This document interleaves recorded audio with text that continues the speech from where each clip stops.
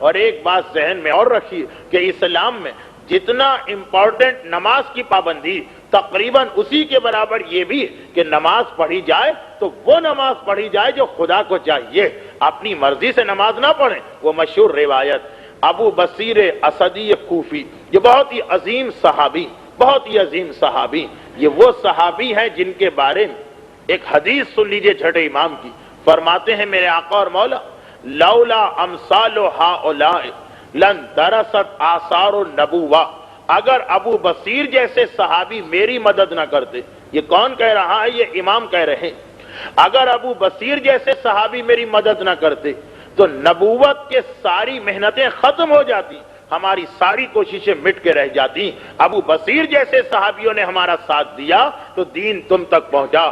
یہ ابو بصیر، چھٹے امام نے ان کو اپنا نائب بنا کے کوفے میں بھیجا، تم جاؤ کوفے کے لوگوں سے کہا ان کی تقلید کرو۔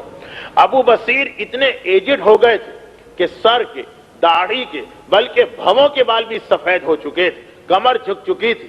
جب ان کے پاس اطلاع آئی کہ مدینے میں چھٹے امام کو شہید کر دیا گیا، ایک عام مومن کی شہادت کی اطلاع ملے تو اس کے گھر والوں کو پرسہ دینا فریضہ، یہاں تو معصوم امام شہید ہوئے۔ ابو بصیر فوراً اونٹ پر سوار ہوئے اور مدینے پہنچتے ہیں۔ شہزادی ام حمیدہ، ہمارے چھٹے امام کی بیوہ، ساتویں امام کی والدہ، شہزادی ام حمیدہ کو پرسہ دینے کے لیے آئے۔ اب ام حمیدہ اپنے کمرے میں ہے، ابو بصیر باہر کے کمرے میں ہے، بیچ میں پردہ لٹک رہا۔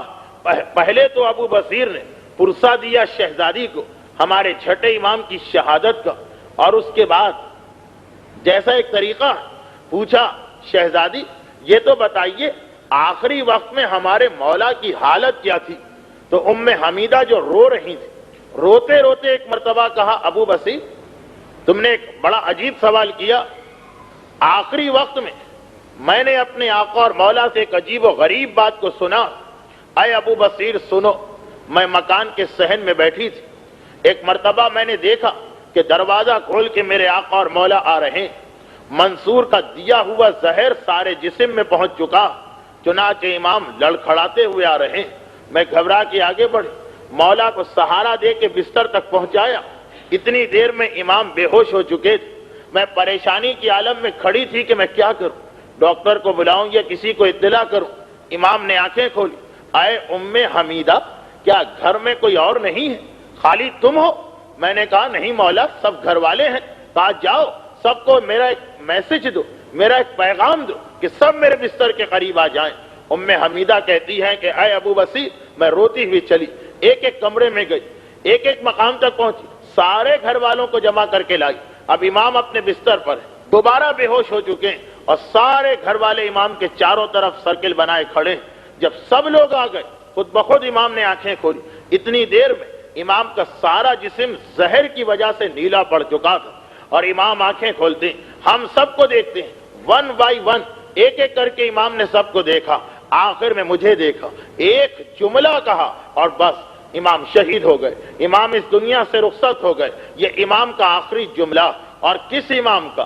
جن کی وجہ سے آج تک ہم جعفری کہلاتے ہیں، ہماری فقہ جعفریہ کہلاتی، وہ امام۔ آخری جملہ، اب آپ اندازہ کریں کہ ایک مرنے والا اپنے آخری وقت میں کس چیز کی وصیت کرتا جو اس کے نزدیک موسٹ امپورٹنٹ مسئلہ، سب سے زیادہ اہم مسئلہ، جسے اپنی اولاد کا خیال زیادہ، وہ آخری وقت میں اولاد کی نصیحت کرے گا، جسے اپنے مال کا خیال زیادہ، وہ آخری وقت میں مال کی نصیحت کرے گا، جسے اپنے بزنس کا خیال زیادہ، وہ آخری وقت میں بزنس کی وصیت کرے گا۔ آخری جملہ انسان کا کتنا امپورٹنٹ ہوتا، ذرا آ کے دیکھیے ہمارے چھٹے امام نے آخری جملہ کیا کہا، کیا توحید کی بات کہی، کیا رسالت کی بات کہی، کیا امامت کی بات کہی، کیا شفاعت کی بات کہی، کیا معصوم نے میدان قیامت میں اپنے شیعوں کو بخشوانے کی بات کہی، کیا کلمہ پڑھوایا؟ نہیں، ایک جملہ امام نے کہا، اے ام حمیدہ، اے میرے گھر والوں، سب کو اسی لیے امام نے جمع کیا کہ اتنے سارے وٹنس ہو جائیں، جاؤ اور جا کر میرے شیعوں تک میرا ایک میسج پہنچا دینا، لا تنالو شفاعتنا مستخفا بالصلاۃ، میدان قیامت ہو یا قبر ہو یا ملک الموت کا آنا ہو یا پل صراط ہو یا جہنم ہو، ہر جگہ मासूम इमाम अपने मानने वालों की शफात करेंगे, बख्शिश करवाएंगे, उनकी मदद करेंगे। लेकिन ऐ उम्मे हमीदा, ऐ मेरे घर वालों, मेरे शियों तक एक पैगाम पहुंचा देना, हम हर एक की शफाअत करेंगे। ला तनालो शफाअतुना, हमारी शफाअत नहीं मिल सकती है मुस्तखफन बिस्सलात, जो नमाज को हल्का समझता है, जो नमाज को मामूली समझता है, जो नमाज को इंपॉर्टेंस नहीं देता है। हाय मेरा छठा इमाम, वक्त आखिर भी नसीहत की तो नमाज के बारे में नसीहत की। गोया इमाम बता रहे हैं कि मुझे ये तो यकीन है कि मेरे मानने वाले तौहीद के मसले में पीछे नहीं हटेंगे, इसलिए तौहीद की नसीहत नहीं कर रहे हैं। ये मालूम है कि मेरा मानने वाला रिसालत को मानता रहेगा, इमामत को मानता रहेगा, मोहब्बत अहले बैत को मानता रहेगा, इसलिए उसकी नसीहत नहीं की इमाम ने कि वो तो हमारे शिया हमेशा अमल करेंगे। हाँ, छठे इमाम को डर है, छठे इमाम को खौफ है कि हमारा मानने वाला कहीं नमाज में कमजोर ना पड़ जाए, कहीं नमाज के मामले में गाफिल ना हो जाए। तो आखिरी वसीयत हमारे छठे इमाम ने नमाज के बारे में कही, और कैसी अजीब वसीयत है। देखिए, अरबी का एक लफ्ज है तारिकुस सलात, तारिकुस सलात जो बेनमाजी। छठे इमाम ने यह नहीं कहा कि बेनमाजी से हमारा ताल्लुक नहीं, छठे इमाम ने कहा जो नमाज को मामूली समझता। अब इस लफ्ज के अंदर दो गुरोह आ गए, वो भी आ गए कि जो नमाज नहीं पढ़ते, उनका भी इमाम कह रहे हैं कि उनका भी हमारी शफाअत से कोई ताल्लुक नहीं, और इसमें वो लोग भी आ गए जो नमाजी हैं लेकिन नमाज को बहुत ही मामूली समझ रहे हैं, बस आदत पड़ी, यानी नमाज उनकी हैबिट में दाखिल हो गई, वो नमाज के हैबिचुअल हो गए, नमाज की इंपॉर्टेंस उनको नहीं पता, बस नमाज पढ़ना है तो पढ़ लो, वो भी इस रिवायत में आ गए। इमाम ने कहा कि जो नमाज को मामूली समझता है उसको हमारी शफाअत नहीं मिलेगी, चाहे पढ़ भी रहा हो लेकिन मामूली समझ के पढ़ रहा। इसमें कौन कौन से लोग हैं, बहुत डिटेल मौजू, लेकिन मैं बहुत मुख्तसर, क्योंकि मेरा एक वादा भी है, इसमें वो सब लोग आ गए नमाज पढ़ रहे हैं, यही पता नहीं कि वाजिबात क्या है, नमाज पढ़ रहे हैं, यही पता नहीं कि किन चीजों से नमाज गलत होती, नमाज पढ़ रहे हैं, यही पता नहीं कि वुजू का सही तरीका क्या है, नमाज पढ़ रहे हैं, यही पता नहीं कि नमाज के लिए प्रॉपर ड्रेस क्या होना चाहिए। ये नमाज पढ़ रहे हैं मगर नमाज की इंपॉर्टेंस इनके जहन में नहीं। यकीनन जो बिल्कुल नमाज ना पढ़े उससे तो बेहतर है ये आदमी, ये उससे बेहतर है, लेकिन मासूम कह रहे कि ये भी कितना अजीब मोमिन है, खुदा की बारगाह में जा रहा और ये भी इसको पता नहीं कि मुझे किस तरह से जाना, किस तरीके से जाना। आप हमारे यहाँ, क्योंकि टाइम मेरे पास बहुत कम है, सिर्फ एक मसला बताना, आप हमारे यहाँ की खवातीन को देखो, एक मैं मिसाल दे रहा हूं कि अगर घर से निकलना हो तो कितना ख्याल किया जाता कि बिल्कुल जो प्रॉपर वे होता है तैयारी का, सर के बालों से लेकर पैर तक पूरा अपने आप का जायजा लेके खवातीन घर से बाहर निकलती। और खुसूसन अगर शादी की किसी तकरीब में जाना जहां पे बहुत सारी औरतें देखेंगी तो 2-2 घंटे 3-3 घंटे फकत तैयारी में लगा दिए जाते हैं। मगर जरा सोचिए, नमाज क्या, नमाज खुदा की बारगाह में हमारी हाजिरी, हम खुदा के सामने जा रहे हैं। वो जुमला आपने सुना होगा कि मासूम ने कहा कि मोमिन को नमाज इस तरह पढ़ना चाहिए कि जैसे वो खुदा को देख रहा, और अगर इस मेयार पे नहीं पहुंच सकता तो कम से कम, यानी ये कम से कम एटलीस्ट ये तो समझना चाहिए कि खुदा मुझको देख रहा, मैं खुदा के सामने खड़ा हुआ और उसके बावजूद कोई तैयारी ही नहीं, कोई तरीका ही नहीं। मैं जानता हूं ऐसे लोगों कि अगर उनको उनके दफ्तर का मालिक या मसलन एग्जीक्यूटिव पोस्ट पर बैठा हुआ कोई आदमी कॉल करे तो कितना वो वेल सूटेड होकर और कितनी तैयारी करके जाते हैं। यहाँ कायनात का हाकिम, कायनात की सबसे बड़ी शख्सियत हालत नमाज में बुला रही, और ये भी पता नहीं कि हमें किस तरह जाना। वो औरत जो शादी की तैयारी में 2 घंटे लगा देती, नमाज से पहले प्रिपरेशन में कितना टाइम देती। इंडिया और पाकिस्तान की औरतों में जो 90% गलतियां की जा रही, मैं ये नहीं जानता कि ईस्ट अफ्रीका में क्या हालत है या लंदन और अमेरिका में क्या हालत, मैं इंडिया और पाकिस्तान की, बल्कि इंडिया की भी इतनी डिटेल नहीं मुझे पता, पाकिस्तान की हालत में जानता हूं कि मसलन एक मसला हमारी फिक़ह का यह है, नमाज को हल्का समझना, मामूली समझना, इंपॉर्टेंस न देना।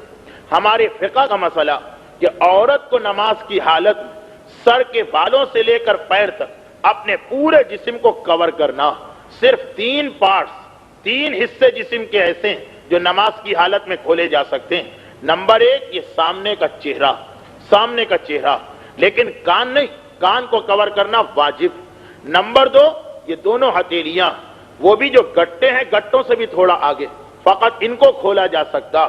نمبر تین، دونوں پیر، پیروں کو اوپر کے حصے سے بھی اور نیچے جو سول ہے نیچے کے حصے سے بھی پیروں کو کھولا جا سکتا، لیکن اس کے علاوہ سر کے بال سے لے کر پیر تک پوری باڈی کو کور کرنا لازم ہے، چاہے عورت اکیلے نماز پڑھے، چاہے عورت اندھیرے میں نماز پڑھے، چاہے گھر کے اندر لاک لگا ہو اور کوئی دیکھنے والا نہ ہو، مگر پھر بھی یہ ڈریس لازم ہے نماز کے لیے۔ اور یہاں تک مسئلہ کہ اگر ایک بال نظر آ گیا تو نماز غلط ہے، نماز باطل ہے اور اس کو دوبارہ پڑھنا۔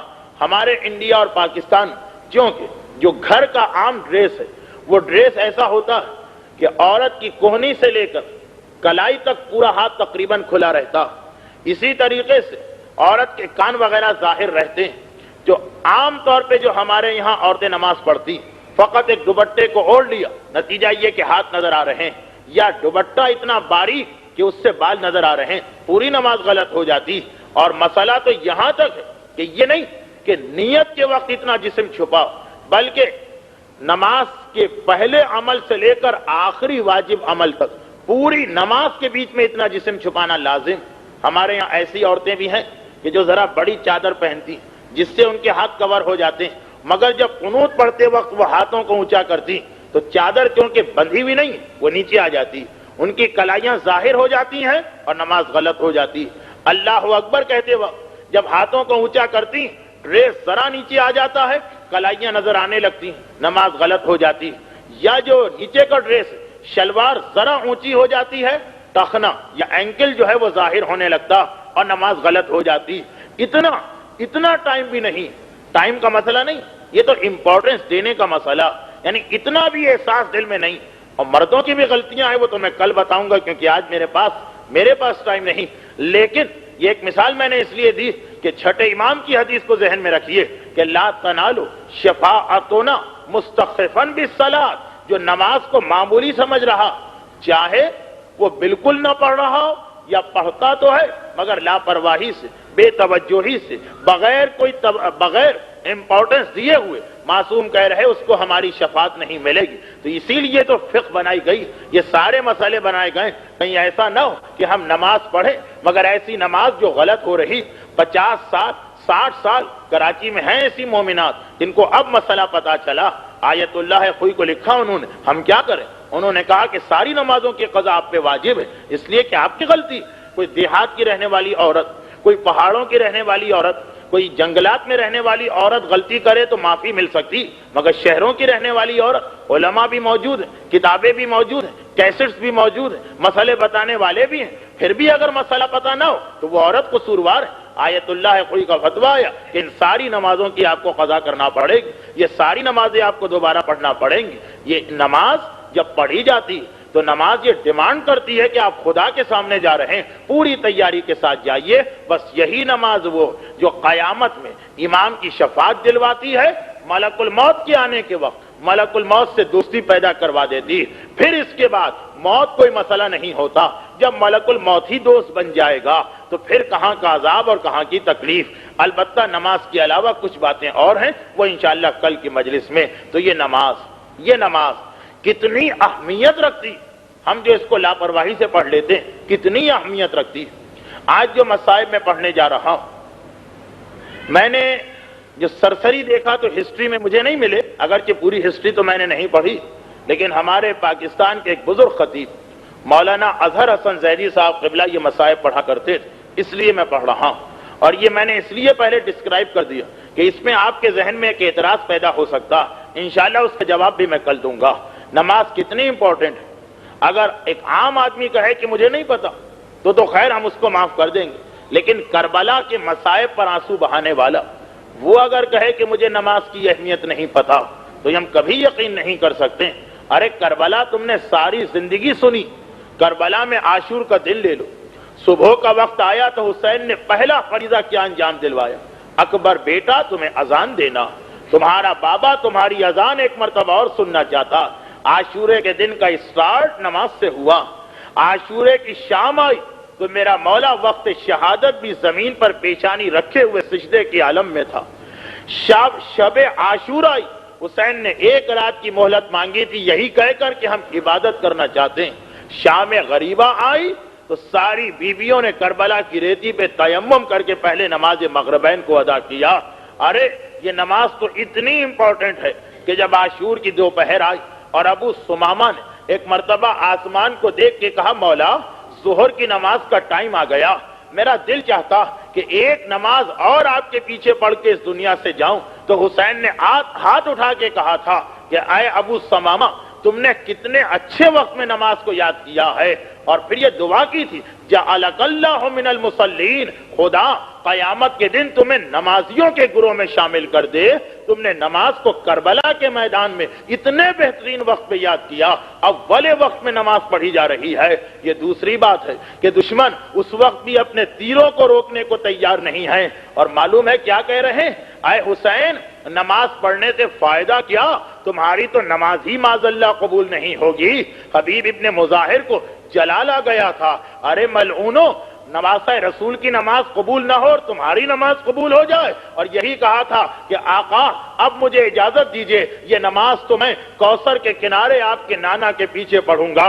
हबीब तो कुर्बान हो गए, मगर हुसैन की नमाज शुरू हुई। हुसैन के दो सहाबी, जिनमें एक का नाम सईद इब्ने जुबैर है, हाथों को जोड़ के कहते हैं, मौला सामने से तीर चल रहे हैं, हमें इतनी परमिशन दे दीजिए कि हम आपके सामने खड़े हो जाएं और आने वाले तीरों को अपने सीने पे रोकें। सईद की एज 95 के करीब है, हिस्ट्री में लिखा है। सईद सामने खड़े हो गए, तीर आते हैं, अपने सीनों पे रोकते हैं और इतने तीर सईद ने अपने सीने पे रोके कि इधर हुसैन ने सलाम पढ़ा, अस्सलामु अलैकुम व रहमतुल्लाहि व बरकातुहू। उधर सईद गश खा के हुसैन की गोद में आ गिरे और सर उठा के एक ही सवाल किया, हल वफी तो यब्ना रसूलिल्लाह, फर्जंदे रसूल, क्या मैंने अपना वादा पूरा कर दिया?